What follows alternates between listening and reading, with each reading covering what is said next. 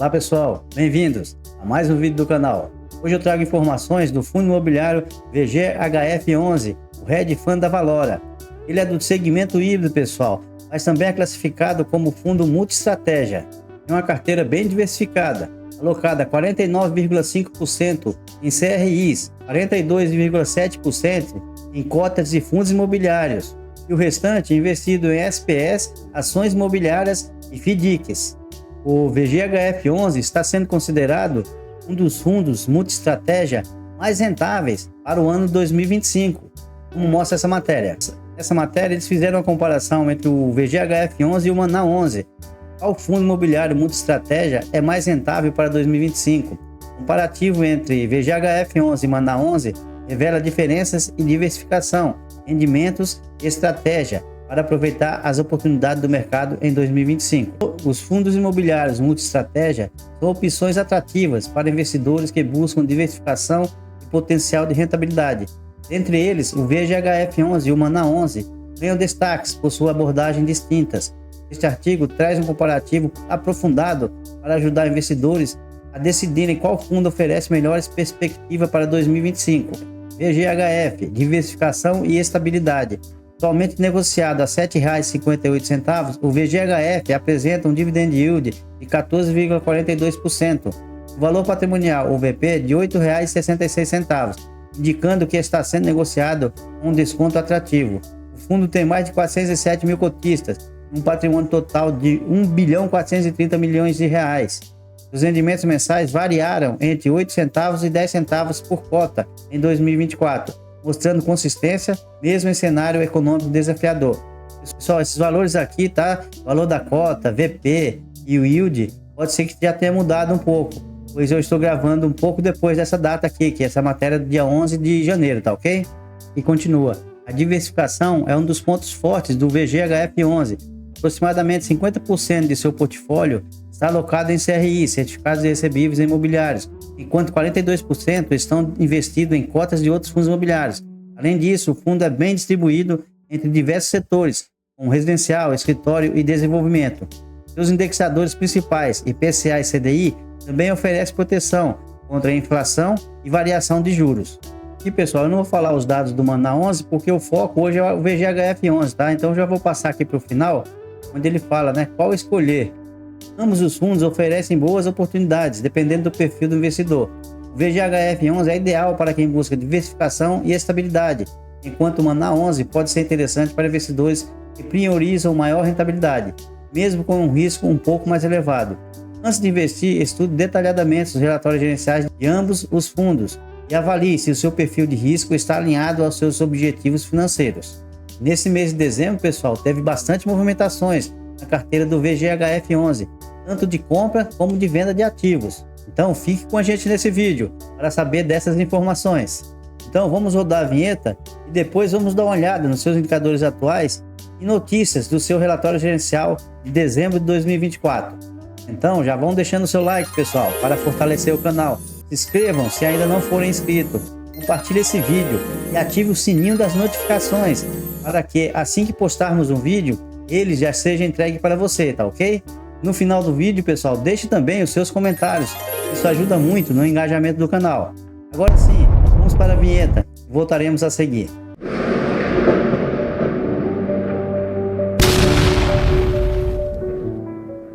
Já estamos aqui no site Status Invest. Vamos conferir os indicadores atuais do VGHF11. A data da gravação desse vídeo, a sua cota está sendo negociada a mercado a R$ 7,35. Teve uma variação nas últimas 52 semanas. A mínima chegou a R$ 6,52 e a máxima R$ 9,14. Pagou um dividend yield de 14,69% nos últimos 12 meses. Está com a desvalorização de 18,15%. Aqui embaixo a gente confere o seu valor patrimonial por cota. Está R$ 8,50, um P/VP de 0,86. 14% de desconto, pessoal, está constando aqui. A sua cota está sendo negociada a R$ 7,35 e o seu P/VP está R$ 8,50. Então está constando um deságio aqui de 14%, pessoal. Está com 404.167 cotistas e 164.721.683 cotas. uma liquidez média diária acima de 2.400.000. E o último rendimento, que pagou agora dia 8/1, foi 9 centavos por cota. E agora já estamos no relatório gerencial do VGHF11 de dezembro de 2024. Aqui do lado esquerdo a gente já começa pelos comentários do gestor. O fundo encerrou o mês de dezembro de 2024 com 97,4% do seu patrimônio líquido alocados em ativos alvos, distribuídos em 147 diferentes ativos, um total investido de 1.363 bilhões de reais. Os recursos líquidos estavam investidos em instrumentos de caixa. A distribuição de rendimentos do fundo referente ao mês de dezembro foi de 9 centavos por cota. Então a gente confere aqui que praticamente todo o seu patrimônio está alocado em ativos alvos, tá, pessoal? Embaixo ele continua. Atualmente, a carteira de cotas do fundo imobiliário líquidos do fundo representa 36% do seu PL. Em novembro já representava 36,3%, nível mais alto historicamente, que foi atingido através dos movimentos de venda de CRIs e aquisições de contas de fundos imobiliários ao longo do último trimestre, aproveitando a queda do mercado. Dessa forma, o foco da gestão ao longo do mês de dezembro foi principalmente rebalancear a carteira de CRIs do fundo, peso CDI versus IPCA. A carteira renda houve compras líquidas de 16,7 milhões, predominantemente em CRIs indexada ao CDI. Com isso, a carteira de CRIs indexada ao CDI passou a representar 48,9% da carteira de CRIs, versus 41,3% do mês anterior. Ao final de dezembro, a carteira renda passou a representar 58,7% do total de ativos alvos do fundo, versus 58,9% do mês anterior. Então aqui ele está confirmando, né, pessoal, que ele está aproveitando esse aumento da Selic, né, que é o CDI, para mudar a carteira dele, aumentar mais a posição em CRIs indexada ao CDI. E aqui embaixo ele comenta os casos de inadimplência na carteira de crédito. O CRI Celina, que passaram a representar 1% dos ativos do fundo após o PDD, continuam inadimplentes desde o mês de junho. As negociações para a solução dessa questão ainda estão em andamento. O CRI Guaicurus, que representava 0,8% dos ativos, deixou de existir e atualmente o fundo passou a deter participação indireta em 2 terrenos na cidade de São Paulo. A gestora está em processo avançado de venda dos mesmos. E logo aqui embaixo, pessoal, ele fala eventos subsequentes, né? No início do mês de janeiro, agora, o fundo celebrou um compromisso de venda dos terrenos referente ao CRIs Guaicurus para uma incorporadora paulista. A transação teve o valor de face da ordem de 40% maior que o saldo devedor dos CRIs, e será pago parte em dinheiro, 45%, e parte em permuta, 55%. A venda final ainda está condicionada à diligência ambiental. Então quer dizer que os terrenos que ele pegou do CRIs do Guaicurus, né, e como garantia, ele já conseguiu vender, tá? Agora no início de janeiro. Então ele continua só com esse caso do CRI Celina, né? Está inadimplente. Agora voltando aqui em cima do lado direito, a gente vê os indicadores do fundo, tá? Taxa de administração, 0,90% ao ano sobre o patrimônio líquido do fundo. Taxa de performance, 20% sobre o que excedeu o IPCA mais a média. Dados adicionais, gestão é a Valora Gestão de Investimentos. Administração é o Banco da Ecoval. Informações operacional, o fundo teve início em 26/2/2021. Aqui está a sua carteira de ativos, pessoal. Uma carteira bem grande, bem diversificada, né? Temos CRIs, cotas de fundos imobiliários, a parte de ações imobiliárias, SPS, tem um pouco de FDICs aqui também. Então, dando uma olhada aqui na carteira de CRIs, pessoal, a gente vê as concentrações não são muitas, né? A gente tem que ficar atento só com esse aqui, esse CRI aqui que ele pegou ultimamente, que é o CRI da Elbor, né? O primeiro aqui, ele tem uma porcentagem de 4,65% do seu PL. Só que não só tem só esse, pessoal. Tem mais aqui que eu grifei. A gente somando, é 4,65% aqui, mais o outro aqui de 1,43%, mais um embaixo aqui de 0,97%, o outro 0,63% e o último aqui com 0,36% do seu patrimônio líquido. Então, somando, dá um total de mais ou menos 8% aqui do seu PL, pessoal. É um ponto de atenção para a gente ficar de olho, tá? Porque se tratando de dívidas, né? Todas as concentrações não são muito bem-vindas, ok? Mas o resto aqui é tudo ok. E quanto ao indexador, pessoal, as taxas, essa carteira do VGHF11 é considerada uma carteira de risco médio. Eles falam medium risk, né? Pois a gente vê aqui tem taxas de IPCA mais 11%, né? IPCA mais 9,5%, IPCA mais 12%, IPCA mais 10%, né? IPCA mais 10, outra aqui. Então é uma carteira de risco médio mesmo, tá ok? Essa carteira de CRIs aqui, pessoal, que compõe a carteira de renda, né? A gente viu, a gestão está aproveitando esse aumento da Selic e está aumentando a posição, né, em CRIs indexada ao CDI, tá? E diminuindo um pouco a carteira valor. Então, só fazendo a explicação rápida, pessoal, o que é carteira renda e o que é carteira valor.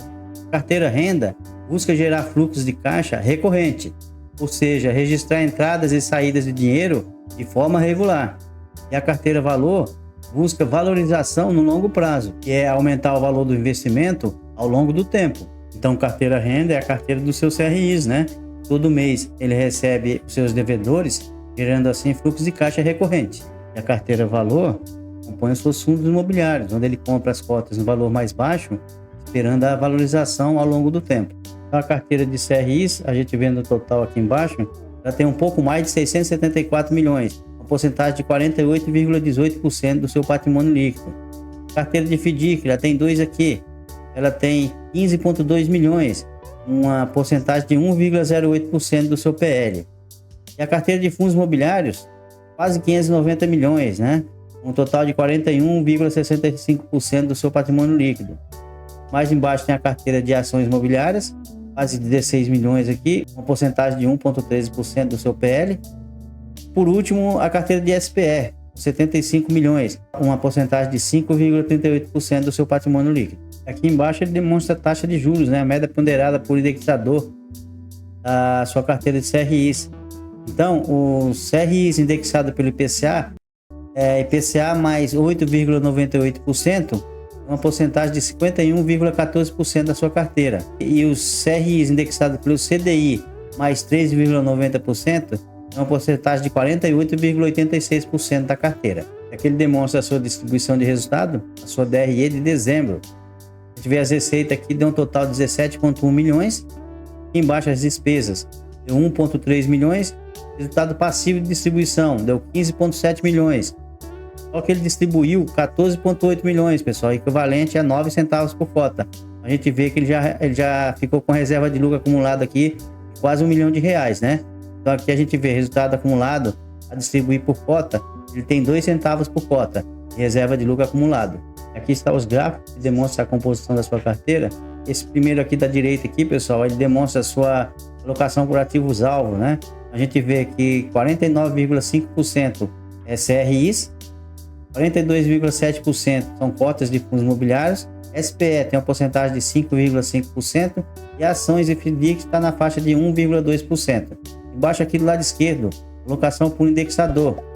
A gente confere aqui que ele aumentou realmente, né? A posição em CDI ficou com 48,9% alocado em CDI. O restante da carteira ficou em IPCA, em 3 segmentos aqui de IPCA. Último aqui, alocação por segmento. A gente vê que ele tem uma concentração também no segmento residencial. 48,9% dos seus devedores estão no segmento residencial. Aqui mais embaixo, aqui do lado esquerdo, alocação por segmento da carteira de fundos imobiliários, carteira valor.